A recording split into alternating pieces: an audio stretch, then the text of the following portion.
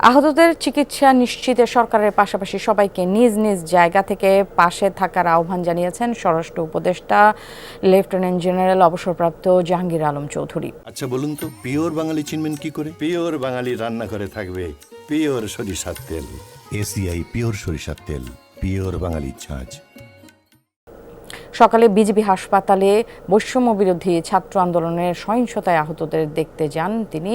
আহতদের মধ্যে বিজিবি সদস্য ১৯ জন এবং শিক্ষার্থী সহ সাধারণ মানুষ ২২ জন সহ মোট ৪১ জন বর্তমানে চিকিৎসাধীন আছেন। আহতদের সবাই এখন ভালো আছেন বলে জানিয়েছেন স্বরাষ্ট্র উপদেষ্টা। আহতদের বিশ্বমানের চিকিৎসা দেওয়া হচ্ছে বলেও জানান তিনি।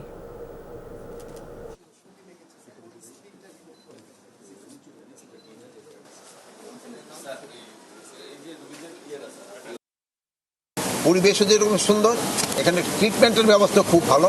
এখানে ডাক্তার যারা আছে খুবই নামি দামি ডাক্তার এবং তারা খুব ভালোভাবে তাদের কেয়ার নিচ্ছে। আপনাদের কাছে হলো আমার একটা বড় অনুরোধ, এই হসপিটালগুলিতে আপনারা যত কম যান, যেহেতু যদি ইনফেকশন হয়ে যায়, ইনফেকশন কিন্তু এই ভিজিটের থেকে বেশি ছড়ানোর সম্ভাবনা থাকে।